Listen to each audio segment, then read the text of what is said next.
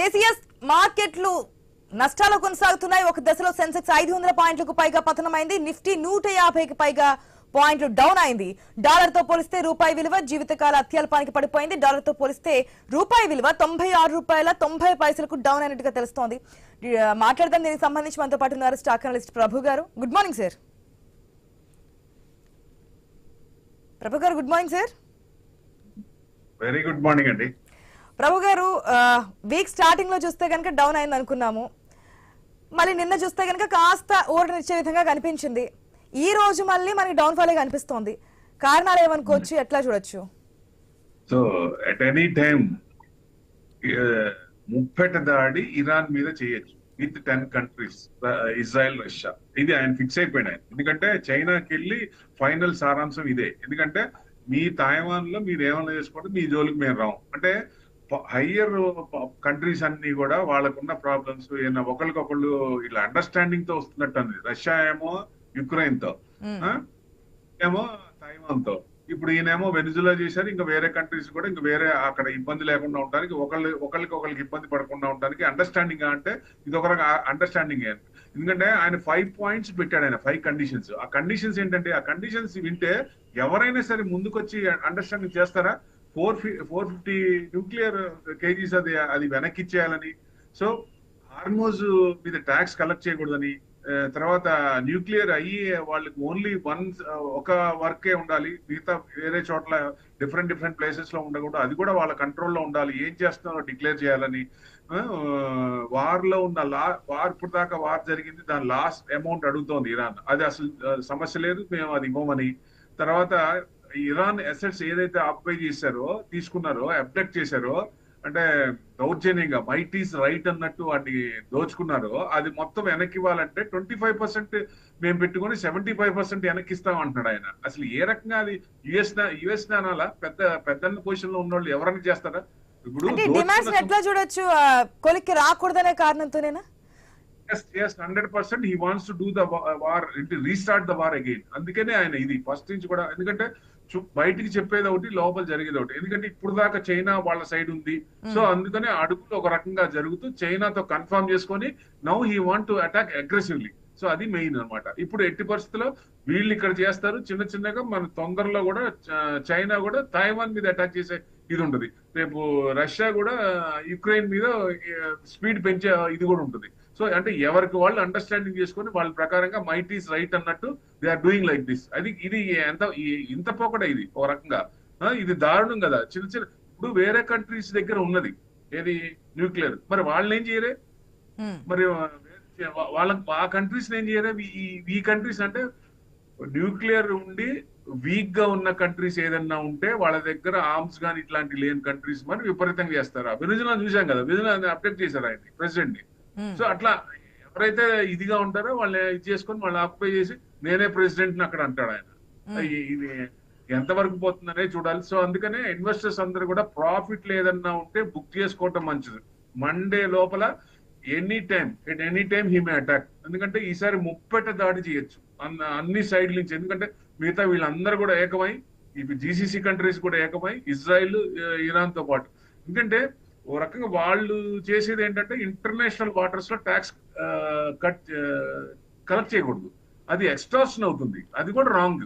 కాకపోతే కూర్చొని మాట్లాడుకొని ఏదైనా చేయాలి, కానీ ఈ రకంగా చేస్తున్నారని జనాలు చంపేసి ఆస్తులు నష్టం చేసి ఆ దేశం మాది అంటే ఇది ఎంతవరకు కరెక్ట్? ఇంకా ఆయనకు చెప్పేది ఎవరు? సో ఇంకా యుఎస్ఏ చెప్పాలి. చర్చలు మేము ముందుకు వస్తున్నాము, ఒకవేళ ఇది కంప్లీట్ కాకపోతే కనుక మా యొక్క దళాలు ఏదైతే ఉన్నాయో సిద్ధంగా ఉన్నాయి యుద్ధం చేయడానికి అని చెప్పి మరొక పక్క ప్రకటిస్తున్నారు. అంటే ఒకవేళ అంగీకరించదని చెప్పి మొదటి నుంచి అనుకుంటున్నారు. కానీ ప్రభు గారు, మన లాస్ట్ ఇయర్ 2025 ఎండింగ్ లో డిసెంబర్ లో కూడా మాట్లాడుకున్నప్పుడు లాస్ట్ ఇయర్ సంబంధించి స్టాక్ మార్కెట్ లో ఇన్వెస్ట్ చేసినప్పుడు ఎవరికి కూడా ఆ స్థాయిలో కనీసం ఎఫ్డి ఇంట్రెస్ట్ కూడా రాలేదు. ప్రతి ఒక్కరు నిరాశలో ఉన్నారు. నెక్స్ట్ ఇయర్ నుంచి మనకి మంచి రోజులు రాబోతున్నాయి, లాస్ట్ ఇయర్ది కలిపి మనం ఇన్వెస్ట్ గెయిన్ చేయొచ్చు అనుకున్నాము. కానీ యుద్ధం కారణంగా ఎక్కడ లేని నష్టాన్ని ఈ ఇయర్ కూడా కొనసాగిస్తున్నారు. సో ఇన్వెస్టర్స్ ఒక రకమైనటువంటి ఒత్తిడికి గురవుతున్నటువంటి సిచ్యువేషన్స్ కూడా మనకు కనిపిస్తున్నాయి కదా, ఏం చెప్తారు? ఇంకా డౌన్ అయితే మార్కెట్ ఏదైతే యుద్ధం మళ్ళీ స్టార్ట్ అయితే మీరు అన్నట్టు ఇందాక ముందు పీక్ స్టేజ్కి వెళ్ళే సిచ్యువేషన్ ఉందని, ఆ స్టేజ్కి వెళ్తే కనుక ఇంకాస్త భారీగానే పడిపోయే ఛాన్స్ ఉంది కదా. ఇప్పుడు 23,500 లో 23,300 దాకా వచ్చింది.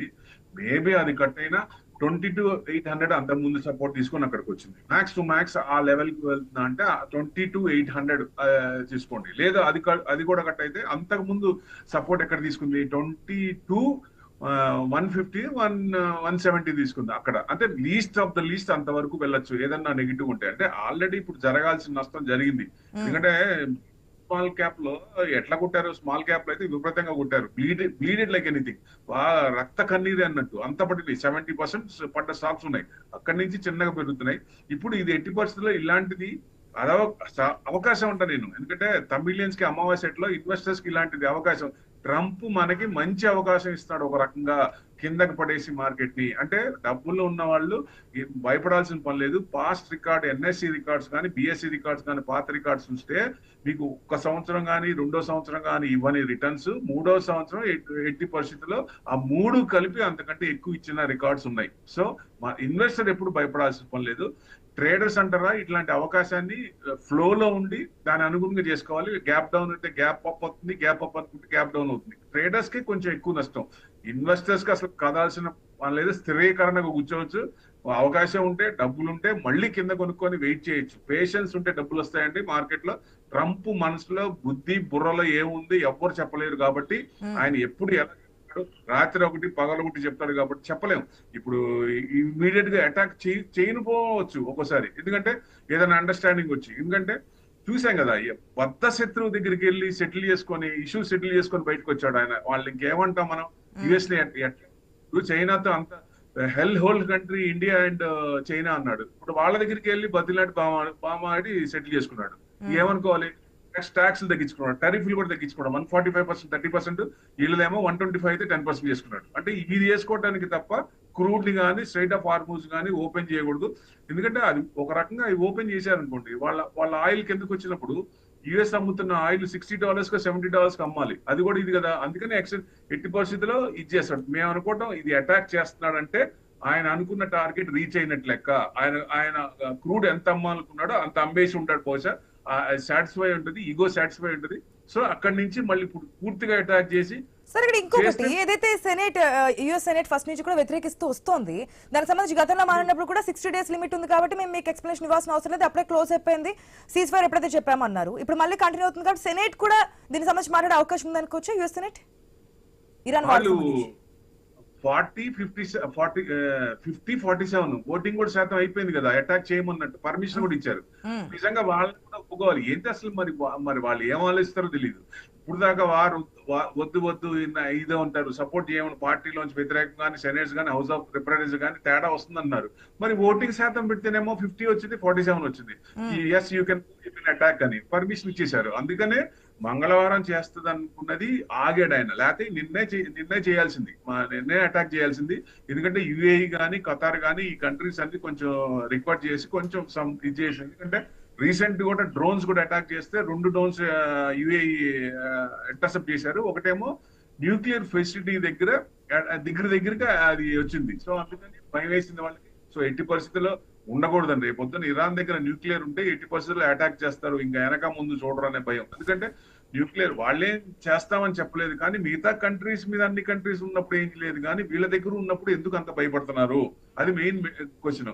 సో ఏదైనా చర్చల పరంగా లేదా దీని పరంగా చూసుకొని చేసి, కానీ ఇంత ఆస్తి నష్టం జన నష్టం చేసి ఇంత చేయటం అసలు మైట్ ఈస్ రైట్ అన్నట్టు ఈ రకంగా చేయటం అనేది ఎంత వరకు కరెక్ట్.